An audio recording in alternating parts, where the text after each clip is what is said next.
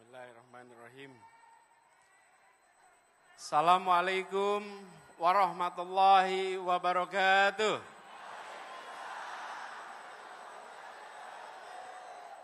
Selamat siang, salam sejahtera untuk semuanya. Selamat datang seluruh relawan dari seluruh tanah air. Boleh tepuk tangan buat semua yang hadir di sini.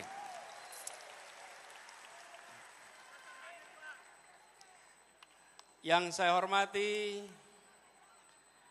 seluruh jajaran pimpinan pengurus Amanat Indonesia, khususnya ketuanya, Bung Sahrin Hamid. Beri tepuk tangan untuk seluruh jajaran Amanat Indonesia.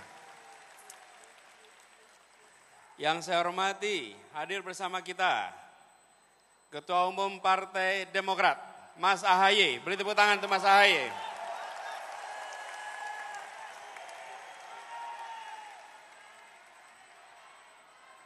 Yang saya hormati, Presiden Partai PKS, Bapak Ahmad Sayhu.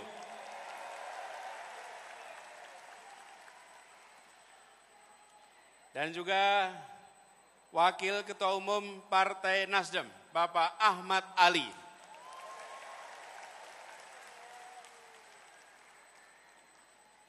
Para pimpinan partai politik yang hadir di sini, dan juga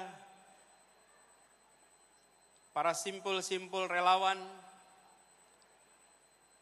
hadirin sekalian, termasuk hadir bersama kita, sebenarnya ada duduk di belakang sana, Ibunda tercinta, Ibu Aliyah Rashid Baswedan.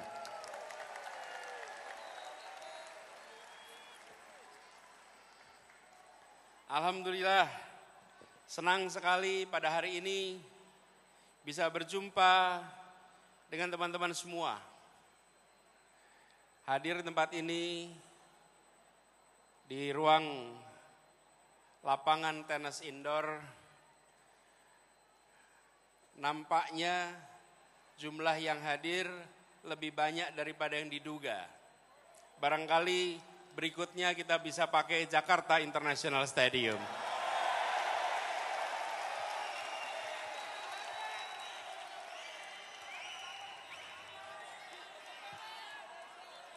Soalnya belum dipakai ya.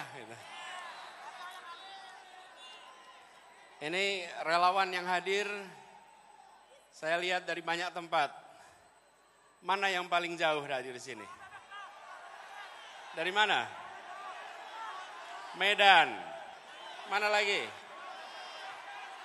Banten. Rawabebek.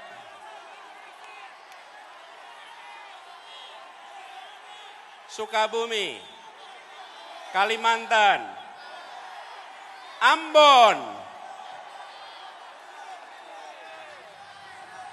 Cirebon, mana? Pekanbaru, Aceh.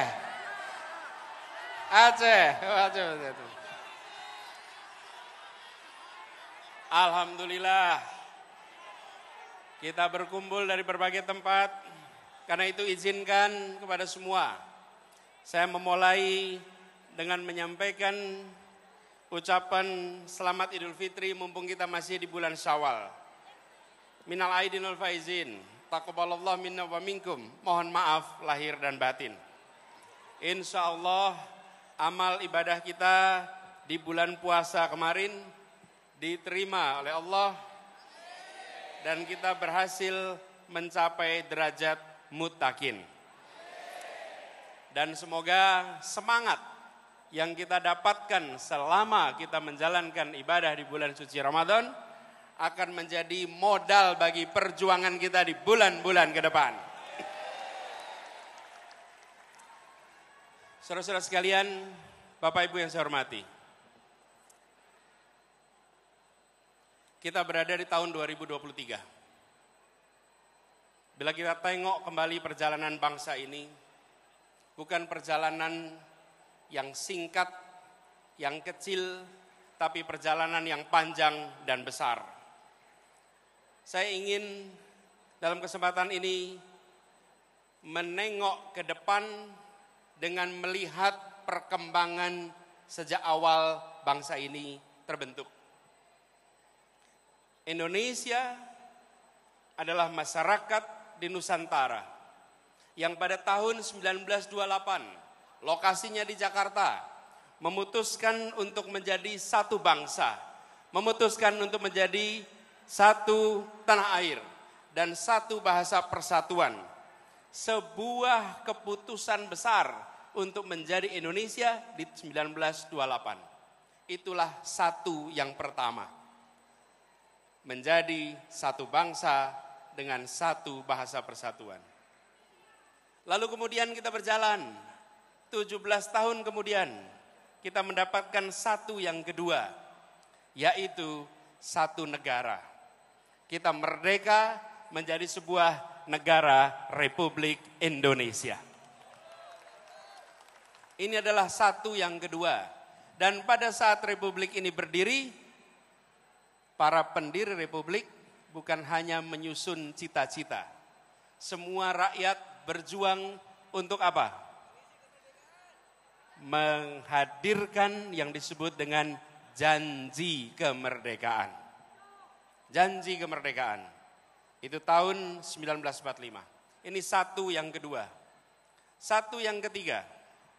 Di tahun 50 kita kembali menegaskan bahwa Indonesia bukan kumpulan negara kecil-kecil, tapi kita adalah sebuah negara kesatuan Republik Indonesia. Ada yang disebut dengan istilah mosi integrasi, menjadi satu. Ini satu yang ketiga, menjadi satu negara kesatuan. Tetapi pada saat itu, kepulauan ini masih terpisah-pisah satu sama lain. Kita belum menjadi satu kesatuan wilayah. Yang ada adalah antar pulau, ada lautan, dan lautan itu bukan bagian dari Indonesia. Karena itu kemudian tahun 57 ada yang disebut sebagai Deklarasi Juanda. Yang menyatakan bahwa seluruh wilayah air di dalam bagian dari negara Indonesia dijadikan sebagai satu teritori. Tahun 57. Tapi perjuangannya tidak sebentar. Dunia tidak mau langsung mengakui. Pada saat itu dunia bersikukuh bahwa Laut Jawa wilayah internasional, Selat Sunda wilayah internasional, Selat Sulawesi wilayah internasional. Dan kita anak-anak bangsa berjuang memastikan bahwa ini satu teritori. Dan akhirnya di 1982 kita resmi diakui dunia sebagai satu teritori Indonesia. Inilah satu yang keempat. Menjadi satu bangsa, menjadi satu negara, satu kesatuan, dan satu wilayah. Satu wilayah. Inilah kondisi kita hari ini. Tetapi hari ini kita juga harus menengok ke depan. Kenyataannya hari ini, ya wilayah kita satu, ya bahasa kita satu, ya negara kita satu. Tetapi kemakmurannya masih berbeda-beda. Betul? Karena itu ke depan kita berbicara tentang melaksanakan janji kemerdekaan. Janji kemerdekaan ini ada kalimat terakhir dalam pembukaan Undang-Undang Dasar 45. Yaitu menghadirkan keadilan sosial bagi seluruh rakyat Indonesia. Inilah yang kita akan arah ke depan. Satu perekonomian, satu kesemakmuran. Bukan kemakmuran tinggi di satu kota dan rendah di wilayah lain. Bukan kemakmuran tinggi di satu pulau dan lemah di tempat lain. Kita ingin ketimpangan-ketimpangan seperti ini dibereskan untuk semuanya. Apa itu satu kesemakmuran? Satu kemakmuran, satu kesemakmuran. Izinkan saya cerita pengalaman kami di Jakarta. Bapak Ibu sekalian yang tinggal di Jakarta, Jakarta ini terdiri dari berapa kabupaten kota? 6. 5 di daratan, 1 di kepulauan. Saya beri contoh, ada satu pulau yang kalau di peta hanya nampak seperti titik. Di situ disebut sebagai sang penjaga utara. Pulau ini selama sejak kemerdekaan hingga akhir-akhir ini adalah pulau yang jauh di depan dari daratan Jakarta. Lokasi pulaunya lebih dekat ke Sumatera daripada ke dermaga Sunda Kelapa. Lebih dekat ke Sumatera, tapi dia bagian dari Jakarta. Dan di pulau ini puluhan tahun tanpa listrik, puluhan tahun kesulitan air bersih, puluhan tahun hanya sesekali kapal melintas, namanya Pulau Sebira. Bila kita menyaksikan Jakarta hanya sebagai urusan daratan, maka tempat ini akan terus-menerus dibiarkan. Pendekatan kita adalah Jakarta harus satu kesemakmuran. Apa yang terjadi? Dibangun pulau itu. Dikirimkan pesan kepada semua. 11 pulau yang berada di luar daratan Jakarta, mereka sekarang kini semua menikmati listrik lengkap, air bersih lengkap, akses kesehatan lengkap, akses pendidikan lengkap. Ini adalah komitmen kita bahwa berada dalam sebuah wilayah yang sama, teritori yang sama, kita harus bisa satu kesemakmuran. Dan ketika ini diterapkan, prinsip kita adalah begini.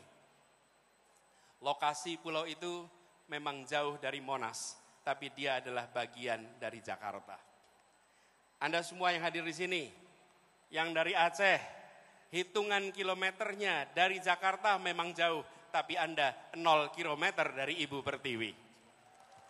Dari Papua, hitungan kilometer dari Monas memang panjang, tapi Anda 0 kilometer dari Ibu Pertiwi. Dari manapun Anda berada di tempat ini, hitungan kilometernya panjang, tapi sesungguhnya Anda 0 kilometer dari Ibu Pertiwi. Inilah yang harus dikembalikan. Inilah yang harus menjadi pegangan kita, bahwa republik ini tidak didirikan dengan perhitungan ongkos, untung dan rugi. Republik ini didirikan dengan janji untuk seluruh tumpah darah Indonesia. Jadi kita berbicara tentang Indonesia ke depan, berbicara tentang Indonesia yang satu kesemakmuran. Bukan Indonesia yang terpisahkan karena jejak kesejahteraan yang berbeda-beda. Prinsip yang kita dorong adalah pertumbuhan yang berkualitas. Bukan semata-mata pertumbuhan yang angkanya tinggi. Pertumbuhan yang angkanya tinggi tapi tidak berkualitas, tidak dirasakan oleh rakyat kebanyakan. Apa itu pertumbuhan yang berkualitas? Pertumbuhan yang berkualitas adalah pertumbuhan ekonomi yang tumbuhnya dirasakan oleh semua. Yang pemerataan beriring bersama dengan pertumbuhan. Ada pertumbuhan yang begitu tinggi, tetapi rakyatnya tidak merasakan. Kenapa? Karena hanya ada 1-2 sektor yang tumbuh utama, yang lain hanya menonton dari rumahnya masing-masing. Inilah yang kita ingin jangkau semuanya. Kemudian kita tahu negeri ini punya begitu banyak peluang. Dan pemerintah harus memastikan bahwa sumber daya yang diberikan oleh pemerintah untuk rakyatnya adalah sumber daya yang tepat. Kita menghadapi tantangan lingkungan hidup. Itu menjadi kenyataan bagi kita. Solusi menghadapi masalah lingkungan hidup, apalagi soal polusi udara, bukanlah terletak di dalam subsidi untuk mobil listrik. Yang pemilik mobil listriknya adalah mereka-mereka yang tidak membutuhkan subsidi. Betul? Kalau kita hitung, apalagi ini contoh, ketika sampai pada mobil listrik, emisi karbon mobil listrik per kapita per kilometer sesungguhnya lebih tinggi daripada emisi karbon bis berbahan bakar minyak. Emisi per kilometer per kapita. untuk mobil listrik dibandingkan dengan bis berbasis BBM. Kenapa itu bisa terjadi? Karena bis memuat orang banyak, sementara mobil memuat orang sedikit. Ditambah lagi pengalaman kami di Jakarta, ketika kendaraan pribadi berbasis listrik, dia tidak akan menggantikan mobil yang ada di garasinya. Dia akan menambah mobil di jalanan, menambah kemacetan di jalanan. Jadi, yang didorong ke depan adalah demokratisasi sumber daya. Bahwa kita mengarahkan agar sumber daya yang dimiliki negara diberikan melalui sektor-sektor yang memberikan manfaat nyata bagi masyarakat banyak. Bukan semata-mata untuk mendapatkan perhatian dalam percakapan, apalagi percakapan sosial media. Karena itulah kita ingin dorong ke depan. Insya Allah jalan-jalan tol yang sekarang sudah dibangun secara amat baik oleh pemerintahan hari ini, ke depannya nantinya dipenuhi oleh kendaraan-kendaraan umum berbasis dengan listrik ke depan. Kendaraan-kendaraan logistik berbasis listrik. Bukan pribadi, tapi kendaraan umum. Dan kita tahu, begitu bicara kendaraan logistik, kendaraan umum, pengangkut massal, maka dia bukan hanya memindahkan badan, bukan hanya memindahkan barang. Dia sebetulnya adalah alat untuk membangun perasaan kesetaraan, alat membangun perasaan persatuan. Jadi ke depan ini adalah contoh bagaimana kebijakan disusun berdasarkan gagasan. Bukan sekedar kebijakan tanpa narasi, tanpa gagasan. Urutannya harus jelas. Bukan hanya karya, tapi karya berbasis narasi, narasi berbasis gagasan. Dan gagasannya di sinilah tadi yang saya sampaikan. Kesemakmuran, kesetaraan, keadilan. Dan begitu ada pembagian sumber daya, maka pembagian sumber daya ini adalah memasukkan unsur-unsur gagasan itu.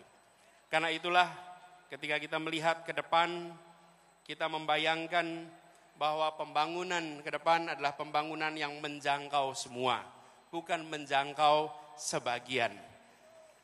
Tadi ada ilustrasi, saya ingin cerita sedikit. Satu ketika saya datang di sebuah pulau, namanya Pulau Selaru. Pulau Selaru ini di ujung timur tenggara Maluku Tenggara Barat. Posisinya sedikit di atas Darwin. Ini adalah ujungnya Indonesia. Saya datang ke pulau itu, lalu mereka memulai acara dengan berkumpul kira-kira 100 orang. Di tempat itu belum ada listrik. Lalu mereka menyiapkan diesel untuk sound system. Dieselnya ditaruh kira-kira 20-30 meter dari lokasi acara, supaya ramainya diesel tidak terdengar kita. Di tempat itu acara mau dimulai. Lalu yang mimpin acara bilang, saudara-saudara semua, mari kita berdiri menyanyikan Indonesia Raya. Hati saya bergetar. Di sebuah tanah yang listriknya belum masuk, mereka memulai acara dengan menyatakan kami mencintai Republik ini walaupun Republik ini belum menunaikan janjinya di tempat ini. Mereka belum merasakan kesejahteraan fasilitas seperti kita. Yang mereka miliki masih terbatas, tapi mereka mengirim pesan pada tamu yang datang dari Jakarta. Pak Anies, bisa jadi kami belum punya listrik, bisa jadi kami belum sejahtera, tapi jangan pernah ragukan keindonesiaan dan kecintaan kami pada Indonesia. Saya menemukan kalimat-kalimat seperti itu di berbagai tempat. Saya datang ke sebuah tempat namanya Sentolo. Sentolo ini di Jawa, di Kulon Progo. Ngobrol dengan warga. Di tempat itu ketika saya bicara, mereka cerita, Pak Anies, tempat ini sudah diukur akan dipakai untuk pembangunan jalan tol. Rumah saya akan kena. Lalu saya tanya, bagaimana Pak rumahnya kena? Oh enggak apa-apa Pak. Biarkan tanah ini dipakai untuk pembangunan, karena ini adalah untuk kepentingan negara, ini untuk kepentingan masyarakat banyak. Dia belum sejahtera, dia kondisinya masih minim, tapi dia mau mengatakan pada semua bahwa kecintaan kami bukan berdasarkan kekayaan material. Kami mencintai Republik ini secara tanpa syarat. Kami sekalian, kita-kita yang berkumpul di tempat ini, kita-kita yang memperjuangkan Indonesia yang lebih baik, kita harus ingat bahwa ada saudara-saudara kita yang lokasinya hitungan kilometer jauh dari Jakarta, jauh dari Monas, tapi mereka 0 kilometer dari Indonesia dan mereka harus merasakan kesejahteraan yang meningkat secara amat serius. Itulah sebabnya bicara tentang kesemakmuran harus konkret. Kami coba wujudkan kemarin di Jakarta. Dan insya Allah, bila Allah nanti takdirkan, tahun depan kita akan merasakan sebuah penentuan arah.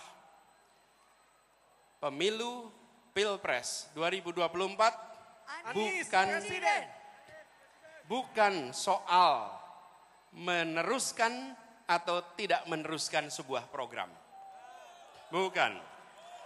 Pemilu 2024, pemilu 2019, pemilu 2014, dan pemilu-pemilu lainnya adalah sebuah kesempatan untuk menengok kembali arah perjalanan bangsa. Republik ini didirikan dengan cita-cita, dengan janji menghadirkan keadilan bagi semua. Kita harus ingat, merdeka bukan hanya untuk menggulung kolonialisme, merdeka adalah untuk menggelar keadilan bagi semuanya. Merdeka menggelar kesejahteraan bagi semuanya.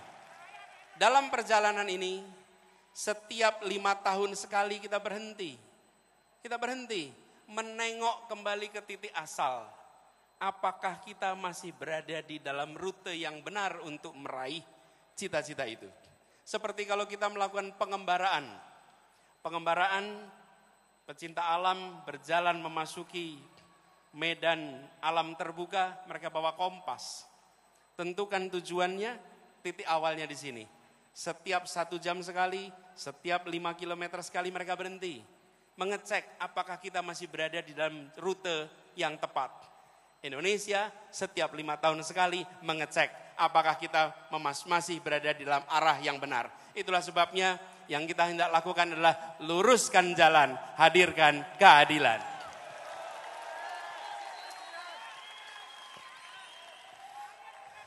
Teman-teman semua, para relawan dan semua simpatisan pendukung yang saya hormati. Saya berkali-kali mengatakan bahwa relawan itu adalah pribadi-pribadi mulia. Relawan tidak dibayar bukan karena tak bernilai, tapi karena tak ternilai harganya.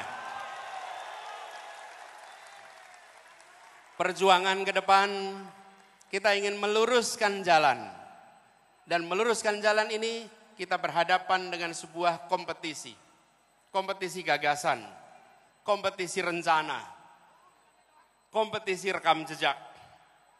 Dan dalam kompetisi ini kita akan berhadapan dengan lawan yang memiliki sumber daya yang luar biasa besar. Lawan yang memiliki kekuatan yang sangat besar. Lawan yang bisa mendominasi. Tapi kita yakin niat baik bersama orang baik, tujuan baik, insya Allah Allah bukakan pintu-pintu untuk keberhasilan.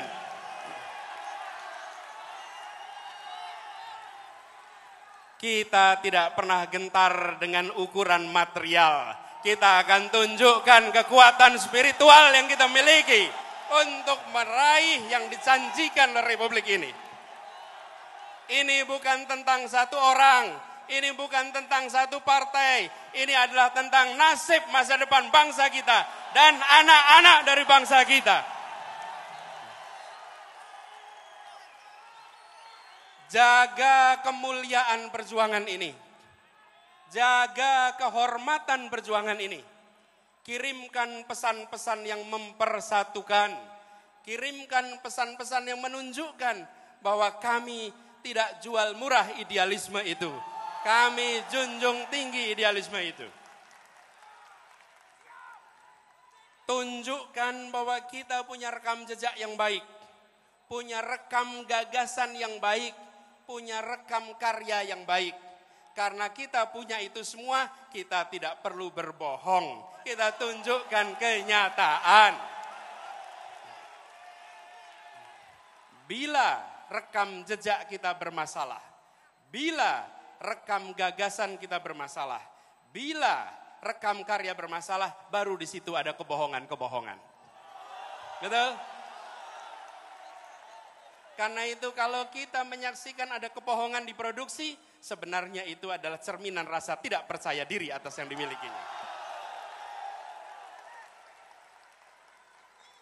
Jadi kita tidak perlu memproduksi kebohongan.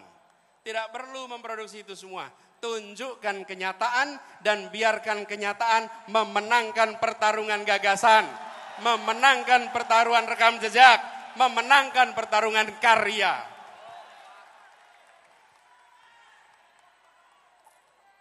Dan kita ingatkan kepada semua bahwa bisa jadi ada lawan, tapi tidak ada musuh.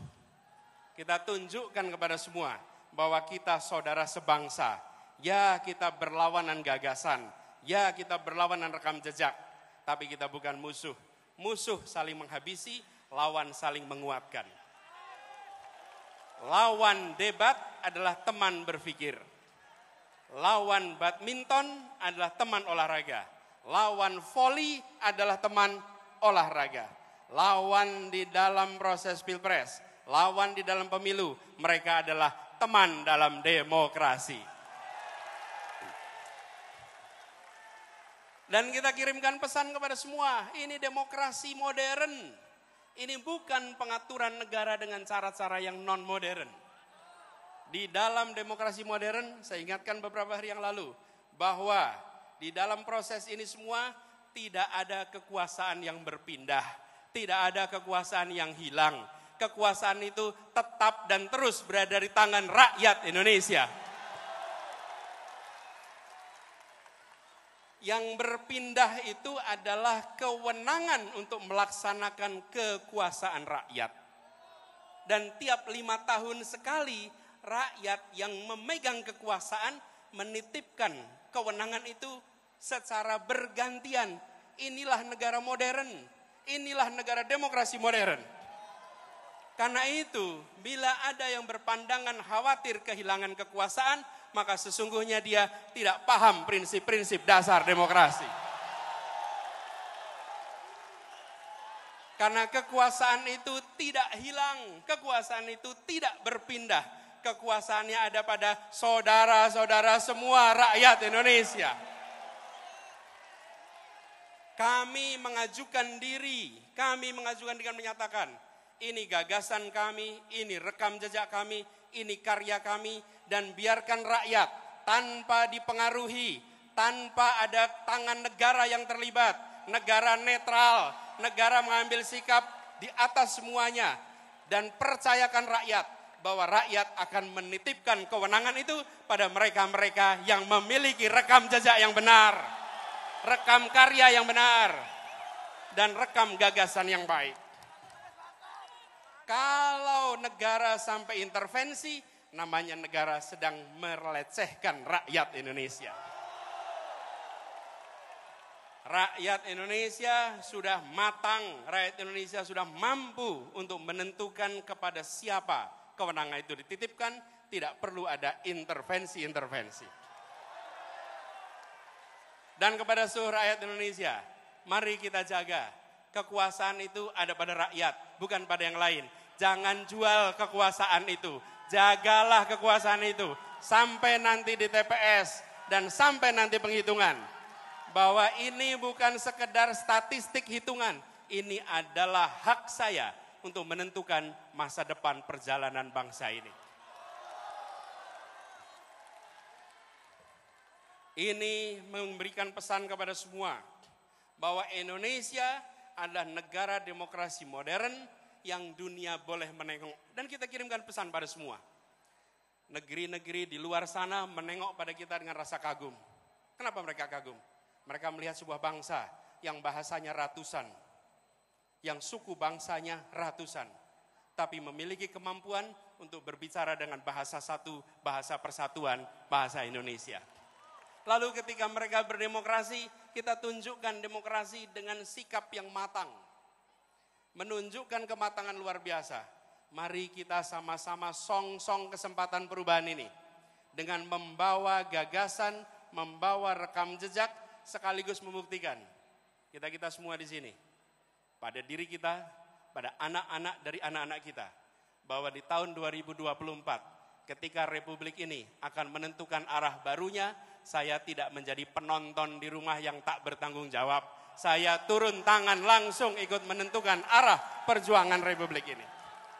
Biarkan itu menjadi catatan bagi kita semua.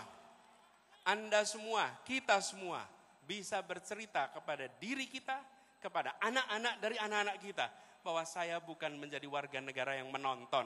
Di tahun 2024, saya menentukan arah baru untuk Republik ini. Insya Allah, niat baik ini, ikhtiar ini, yang dikerjakan bersama dengan orang-orang baik, insya Allah, Allah akan bukakan pintu-pintu menuju keberhasilannya. Insya Allah, tahun 2024, Anies Presiden. insya Allah, tahun 2024, Anies Presiden. Anies Presiden. Anies Presiden. Anies Presiden. Anies Presiden. Anies Presiden. Anies Presiden. Anies Presiden. insya Allah, di tahun 2024, Anies kemenangan Presiden. akan kita raih bersama. Terima kasih dan kepada semuanya yang datang dari berbagai wilayah, datang ke Jakarta, datang ke tempat ini. Titip salam untuk keluarga, titip salam untuk saudara-saudara semua. Sampaikan kepada semua, saya pulang kembali dari pertemuan dan saya bekerja untuk perubahan bagi Indonesia yang lebih baik. Assalamualaikum warahmatullahi wabarakatuh.